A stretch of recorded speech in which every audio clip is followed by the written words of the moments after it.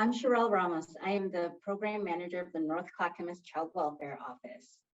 I was asked to look into the Clackamas County Child Welfare visitation process, and we started with an internal group, which quickly became something bigger. A bigger vision with bigger investment and bigger interest in our community and within child welfare. And so we started out with a data and matrix subgroup and a training subgroup. And you'll meet some of the team, but there's so many more people who have given so much to this project. We also had our own central office invest resources. We had Erin Honoré, who is our project manager, and the Office of Research, Reporting, Analytics, and Implementation, who have helped us with our data and metrics gathering. And we know that DHS has never and will likely never have all the resources that we need, like staff and time, but we're not willing to accept that as a barrier because we need help to cultivate the community resources to meet the needs of the families in our community. So we folded into our process those who are part of the families team, like parent mentors, CASA, the Department of Justice, attorneys, and resource families, who we used to call foster families. We rolled out the process and we trained our internal staff. And we knew as we were rolling this out that this is something new. It is a new concept. It is a new way of thinking about visitation. And we know that the vision and the changes are not going to happen overnight, but we're aligning ourselves to what child welfare is calling the vision for transformation, in that we are going to look at how to be family-centered, what our engagement's going to be like, and we're going to incorporate quality control and data into our process to begin our roadmap and look to where our North Star is. So this is us, Clackamas County Child Welfare, re-envisioning family time in Clackamas County. I'm going to go ahead and turn it now to Seth Lyon. Thank you, Sherelle. My name is Seth Lyon. I use he, him pronouns, and I'm the district manager for Oregon Department of Human Services in Clackamas County. And I asked Sherelle and the team that she has assembled to work on re-envisioning family time in Clackamas County for a couple of reasons. One is that we're very fortunate in our county to have partners who really see family time as the critical service that we provide in the child welfare program. Because as we intervene on with families to support them around child safety, keeping that family relationship together and empowered is our most critical service to get to reunification, which is the best way we can provide long-term child safety. But as we determined what is the sort of the dosage, the amount, the plan for family time with between parents and children after child welfare gets involved, we found the debate about what the best plan was happening in court, and that was presented a couple of problems. The family is at its most heightened and fearful state because we've just gotten involved with them. They probably have a ton of questions and a ton of concern about when are they going to see their children. They just want this process moving. And so as we think about our vision for transformation in child welfare, guiding principle one is really about supporting families and being trauma-informed and culturally responsive. And it really syncs up with the first principle of social work, which is to treat all families you're working with like the experts in their own lives. And with this process, we had a lot of court arguments about what the family needed, rather than really finding a way and a time and a trauma-informed way to hear from the family about what they really need. And so it's not just that they need family time, they do, and we need to set up beautiful schedule for that, but we also need to support time for the children to do other activities and for the parents to take care of work and treatment and other things that they need to do. And so we really dug into this process with our partners to come up with a creative way to let the family voice lead. And it's really consistent with the social work values and the vision for transformation. So now you're going to hear from the rest of the team about how we're moving into this practice. It's a new practice, as Cheryl said. It's only going to get better with time.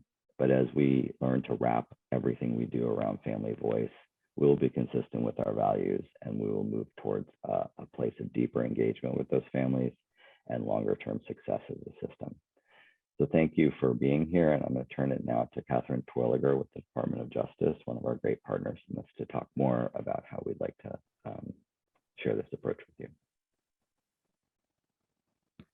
Hello, everyone. My name is Catherine Terwilliger, and I work for the Oregon Department of Justice in the Child Advocacy section.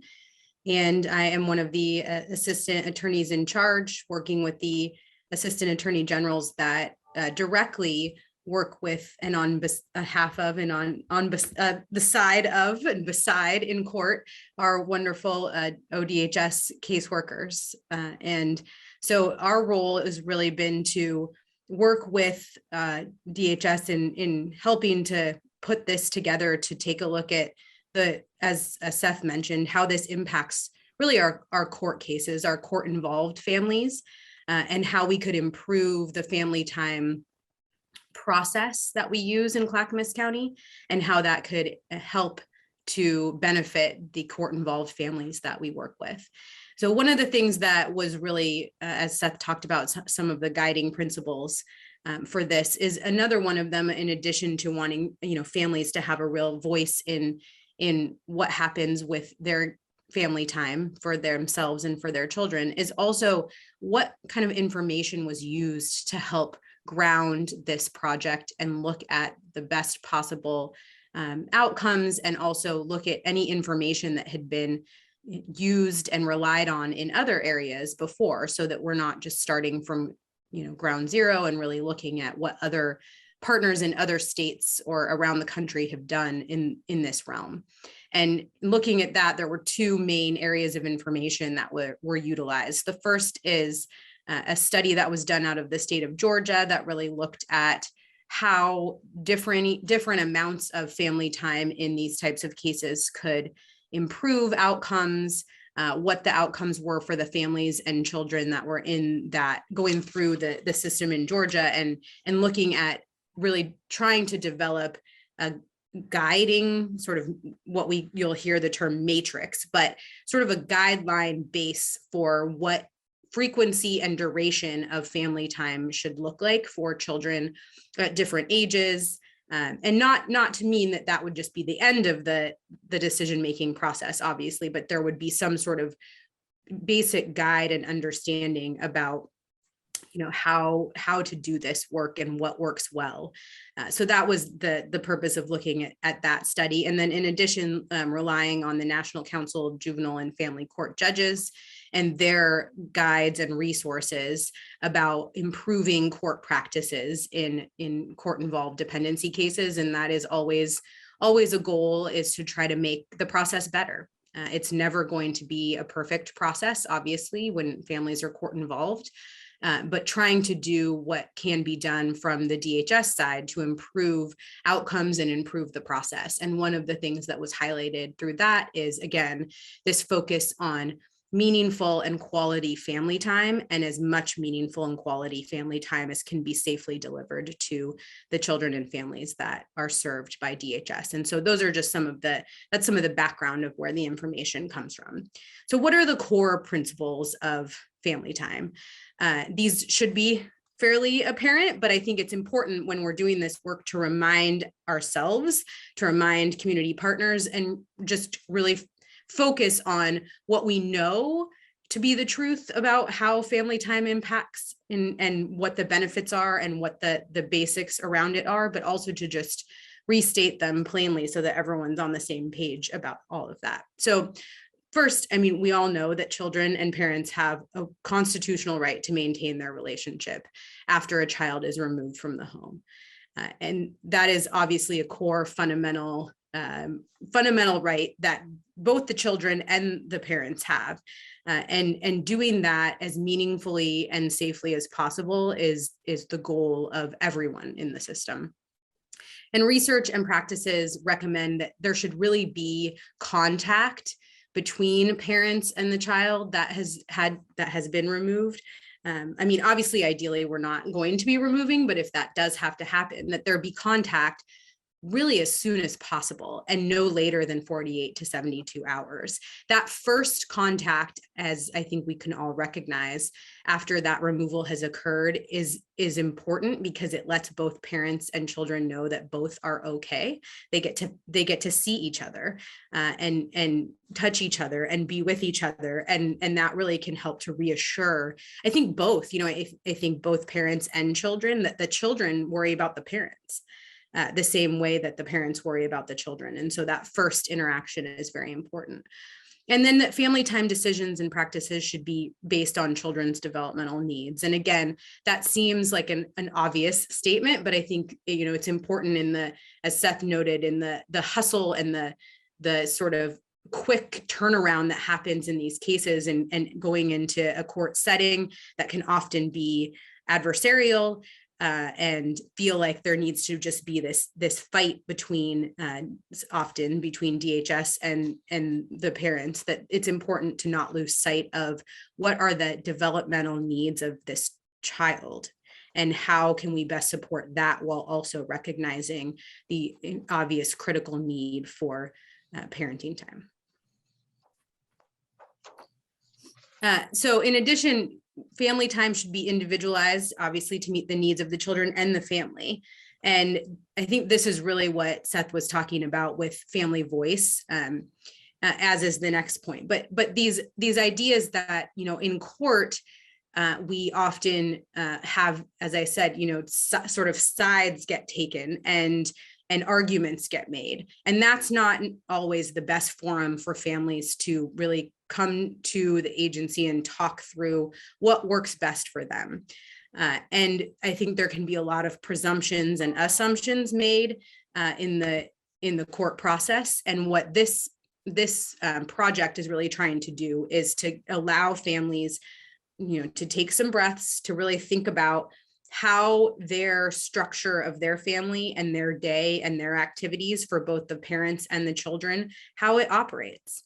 Who are the natural supports that they have in their lives that can perhaps supervise visits if they need to be supervised, or who can assist with transportation either for the children or for the parent? How can we make things more feasible for the family to make sure that they're able to attend and meaningfully engage in their parenting time? And so you'll see discussions later on about meetings, a collaborative meeting that will take place between DHS and the family and any support people that they feel are appropriate, and ideally the resource parent as well, to be able to talk about what is really the feasible schedule and what works for this family. And it really should be that collaborative process. These plans ideally should be developed in the context of a meeting, a family time meeting, where the parents and a representative for the children get to really voice what would work best for them and what would be the most both feasible schedule, but also allow for them to have the most quality parenting time that they can have. And they should be based, again, on the unique facts of each case. And there should be the ability to have variation based on the needs of each individual family. So in terms of what we know, how we know that quality family time impacts the cases, these are all things, again, that I think that everyone that works in this system knows, but it's important, I think, to reiterate them and really keep the focus coming back to this and knowing that this work at the outset can be so beneficial to the outcome of the case. We know that quality family time increases the likelihood of getting to reunification. It supports the emotional and behavioral health of the children. It often can shorten the time from removal to reunification. It can decrease the trauma that children feel from being separated from their parents and being in an out-of-home care type situation. It maintains the connections for the children with their familial relationships and their community. And you know, this can also not just be their own parents, but other people that are connections and supports for them. It facilitates their healthy attachments, and it supports the parents by providing them with you know, hope and a desire to want to work collaboratively with DHS and work on the services that they need to, you know, have their children return to their care. It also allows them a forum to practice some of these new skills that they might be acquiring through some of the services that they're doing. And it really enhances the motivation to change for the parents. There's so much going on at the outset of a case, but I think that what this is really saying is that it's really essential to try to focus on that development of a family time plan, because the sooner that you can do that, the more thorough and thoughtful and collaborative that plan can be, the better the outcomes for the entire family. And really it will foster, ideally, if it's done well, it will foster a relationship of more trust between the parents and the agency, and there will be more of a willingness from parents to engage in the necessary actions and services that they need to engage in to address some of the safety issues that might be occurring in the family, because they are seeing the commitment from the agency to give them as much quality parenting time as possible, and that kind of collaborative effort is always going to lead to better outcomes for children and families than a combative one. And that really the guiding principle of all of this is that family time is at the heart of reunification, and reunification is the goal of every single case.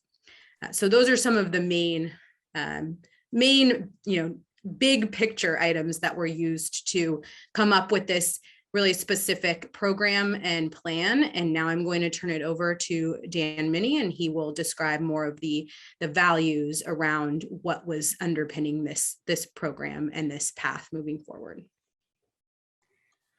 Well, thank you, Catherine. My name is Dan Minnie. I supervise, I'm one of two supervisors in the district overseeing family time programs, and I primarily support the team out of the Oregon City office. When we set out to create this program, and when we were looking at the vision we wanted to cast, we wanted to really cast a vision, not just a Band-Aid fix over a problem. It felt that important to us to develop some guiding principles and values that really guide our work and our planning with families. And so having a set of values to base our decision-making on will help us maintain integrity in prioritizing the best practices for children and families. Going to go ahead and pass it over to Anne-Marie Pannoni, and she and I will present these values. Hi, I am Anne-Marie Pannoni. I'm a MAPS at the North Clackamas office, but serve the entire district. I want to talk a little bit more about the guiding principles and values. We really want family time to be trauma informed. Family contact should be planned and carried out in a way that really looks at several factors. We want to look at choosing the least restrictive location and supervision level necessary to ensure safety. Family contact should occur in a setting that is comfortable to the family. That may mean not at DHS, that may mean in the community, or in ideally a family's home if possible, and if that's determined to be safe. We want the families to be set up for success. If families aren't making it to their parenting time, we'll work with them to understand and address the barriers that increase family engagement. Maybe there's times of day that might be better for them and help them be more successful in making sure that they arrive to their parenting time. We want to recognize that children are going to have different reactions to family contact. That may mean that they're happy, confused, sad, and angry, and that they can't always express that in words. And so their actions and behaviors may show regression, depression, bad dreams, irritability, as well as other acting out behaviors. And this is normal and not a reason to terminate or limit family contact. Whenever possible, we want to be able to provide consistency with the schedule and routine and who the family coach assigned will be. That will help provide some security to the family as well.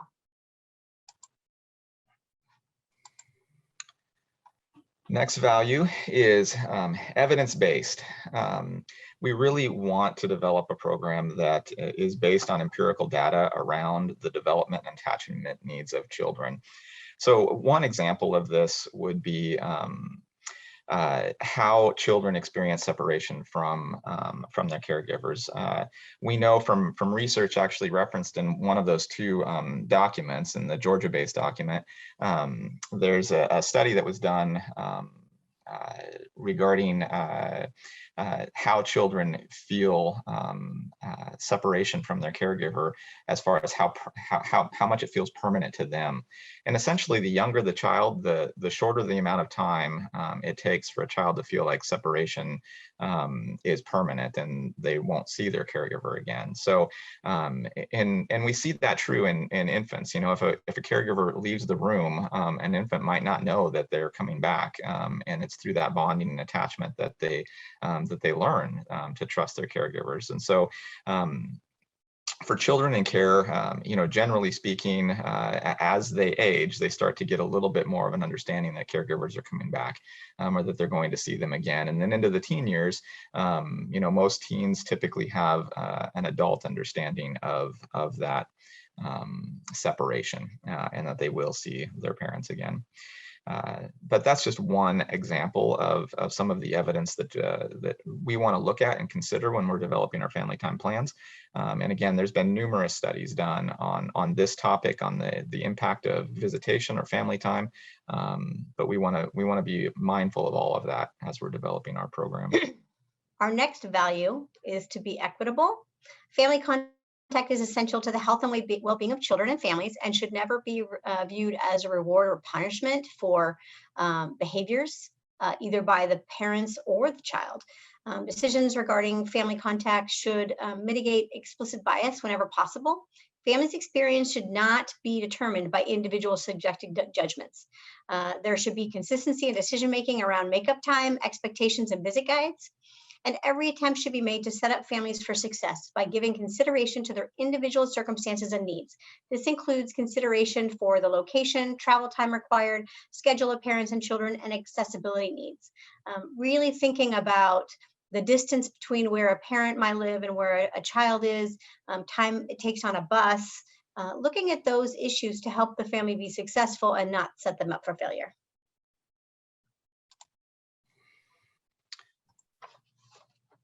Our next value is we really want our family time plans to prioritize the needs of children and families. So family time is essential to strengthening attachment and minimizing the time children spend in foster care. We know that the frequency and duration of visits should be dictated by the needs of children and families. You know, as mentioned, some of these we've mentioned before, but really want to make sure that we are considering developmental and attachment needs of children, that we're working to minimize grief and loss and trauma for the parents and the children that is caused when we separate them and place kids in foster care. The first family time contact we really want to have occur within 48 hours, ideally within the first 24 hours, so the next day after removal. We want to be flexible based on the special needs of children and families, and take those kind of things into consideration. We want to set families up for success by taking parents and children's schedules into account.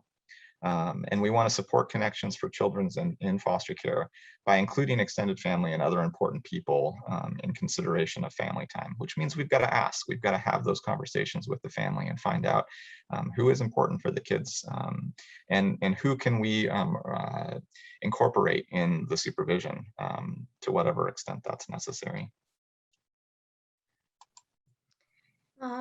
Family contact should be the least restrictive possible. It should occur in a setting that encourages the most natural interactions between family members and minimizes any existing risk to the child. We really would love to not have parenting time occur at the DHS office if possible, because we know that's not a natural setting. However, if there's safety issues that are involved that make it so that we're not able to have parenting time in the home, then we'll look at that as well. But we would like to make it the most natural and comfortable environment possible. We also want to be presumptive in the family contact should be unsupervised and in the family home whenever possible. We will be looking at a series of criteria to determine if that is safe or not, but we want to look at that every single time to see if that's possible. Family time should be presumed to be unsupervised unless there are safety concerns that cannot be mitigated without supervision. We want to consider critically the need for supervision. How do safety threats operate within the family, and what is the least restrictive level of supervision possible? Are there times of the day that the family functions better than other times? Are there environments that the family functions better in? If supervision is needed to mitigate safety concerns, safety service providers, are there any available to help this family feel more natural in their visitation parenting time? Are there any community partners as well? We also want to look at the location. Is there a relative who could host the parenting time, the family time? Is there a community location that's appropriate? And as a last resort, then we want to look at the DHS office. All right, we also want our family time program to be culturally responsive and inclusive. So we'd really be doing a disservice to our families if we don't consider their culture when we're creating our family time plans. We absolutely should be inquiring about what their culture is, who's important to be included, how does the child rearing work within the family culture, consider rituals, haircuts, family events, family gatherings, the roles of people within the family, religious traditions, food, activities, locations, just all of those things that can be incorporated into the family time and be a part of the plans that we put in place. So language, cultural norms, things of that nature that that are important to the family. We really want to make sure that we are inquiring, having those conversations with family, finding out about their culture and showing respect for that by including any sort of practice that we might be able to in our family time planning that allows them to hold on to that culture. We want family time planning to be a collaborative process. And this is a part that I really love out of many parts. We want family time to be developed in a meeting that would include parents, any family members that have any sort of significant relationship, any natural supports to the child and family who are willing to assist as safety service providers, foster parents, caseworkers, attorneys, and CASAs. We want to use this meeting time to really look at schedules and look at logistics between parents and children, and ultimately create a positive schedule that is supportive of the family, that we're not setting them up for failure. Planning should take account real realities like transportation time, school schedule, work, treatment schedules, services, physical therapy for children, medical appointments. And the planning should be flexible to work with the family so that we can help them be successful. The framework of this plan is to facilitate initial family contact within 24 to 48 hours. A comfort call will occur within 24 hours of placement to begin building that foundation of relationship between parents and resource families. We know that children feel more secure and parents are more successful when they have a general understanding of how families work and how they can operate together to support the children. Icebreakers will occur within 5 days of placement to continue to build that relationship and share important information about the child. A family time decision meeting will occur within 10 days after the preliminary hearing. And then the presumptive family time matrix based on imperial data around the children's development and attachment needs to be utilized as a starting point for the family time planning.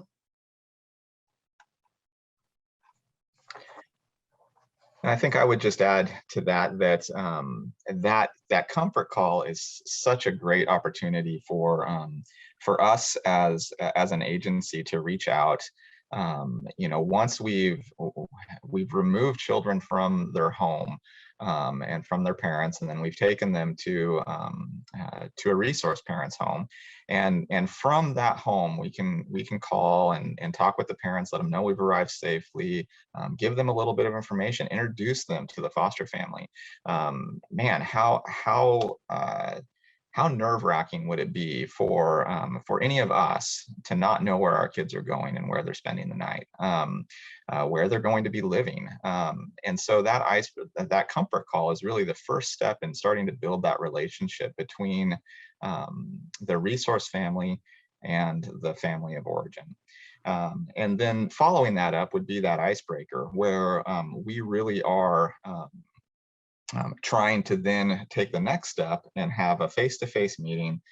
The kids can be there to talk about the children and really share some information about the kids.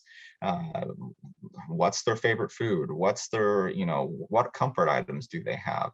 That kind of stuff, and just sharing information about their likes and dislikes, their interests, their medical providers, any medications they're on, that sort of stuff. And we really want that ideally to happen just prior to the first family time session would be great, or certainly within 5 days of placement, so that we can just take that next step on building that relationship between the resource family and the parents of the kids.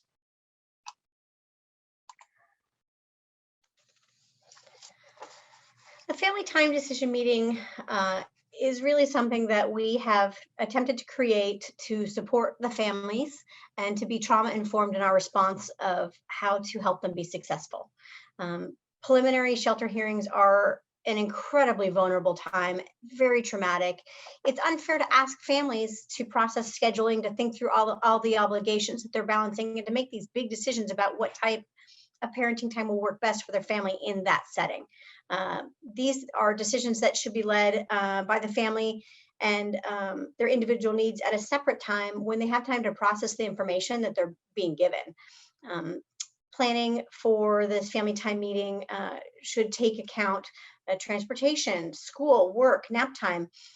In the middle of a court hearing, there are so many emotions going on with our families that's really a disservice to them to ask them to be on the spot and to provide answers of what's going to work at that time.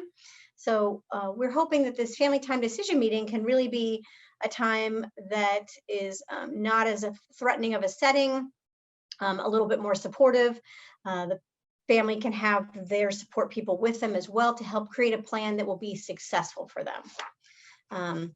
We want to also look at what the child's schedule is. We know that children have extracurricular activities, school schedules, ongoing occupational therapy appointments, whatever that might be, and we want to be able to set them up for success as well. This includes even considering things like nap times. We want to look at cultural considerations as well in our family time decision meetings, and cultural activities and celebrations.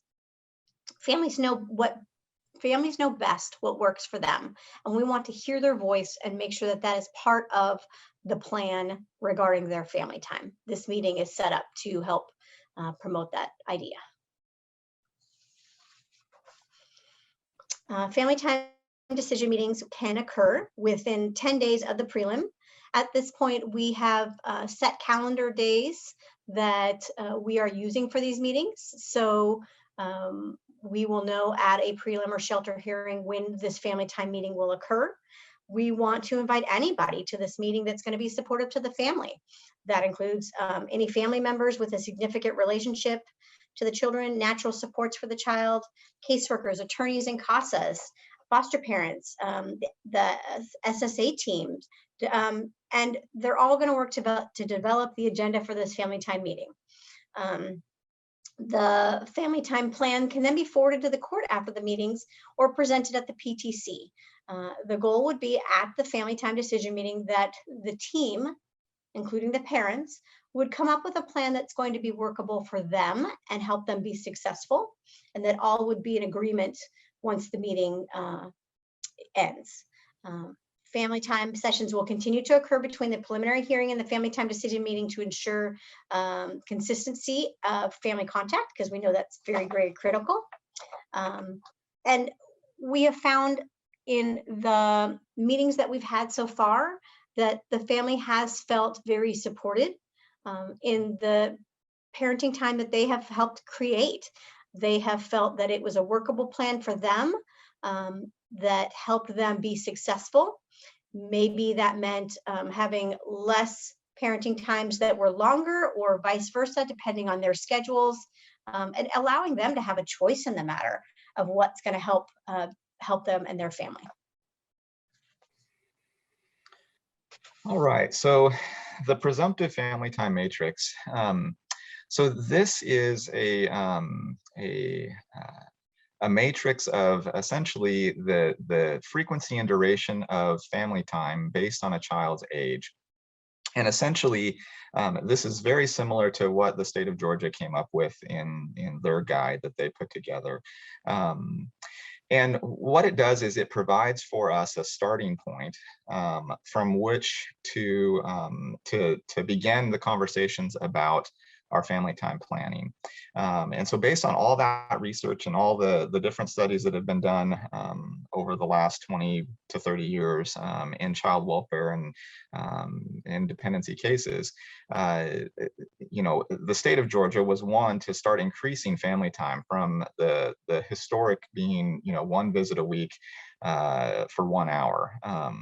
We really know that that's insufficient, that this doesn't provide enough time for kids and parents to spend time with each other and to build a bond and to continue an attachment and that sort of thing. So so this presumptive family time matrix are recommendations for that starting point, but they can deviate as individual circumstances require.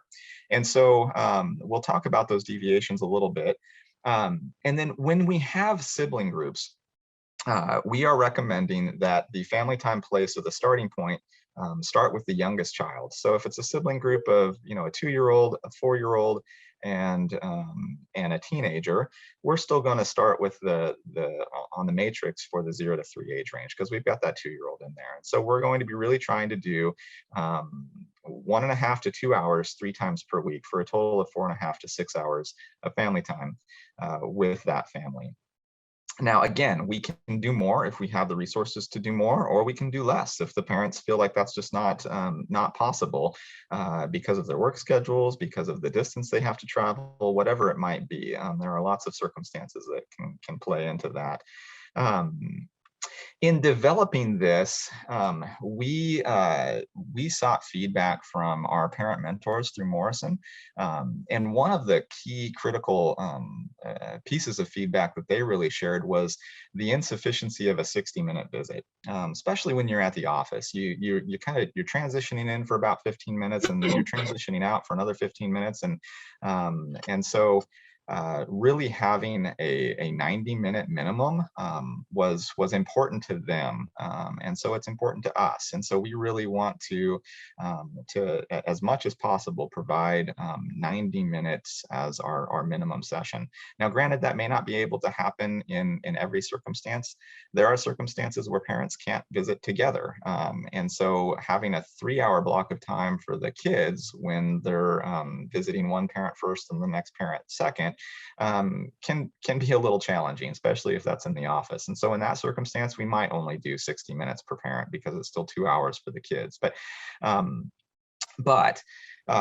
if we can come up with plans, or, you know, say in that same family, grandma and grandpa can be the ones providing the family time, and it can happen at their house. You know, that's a much more family-like setting, much more natural setting for the family, and isn't going to feel like 3 hours at the office. So we'd be more than happy to do that in those kind of circumstances. We also recently received some feedback about the potential need for different presumptive frequency from newborns. Because of the need for bonding and attachment at that critical time, there is a need for more frequent than 3 times a week, perhaps. And so whenever possible, we want to try to consider that and try to make plans that can allow for that frequency. And then for those that are interested, there is specific research cited on pages 26 through 32 of the Georgia document that's referenced earlier in the presentation.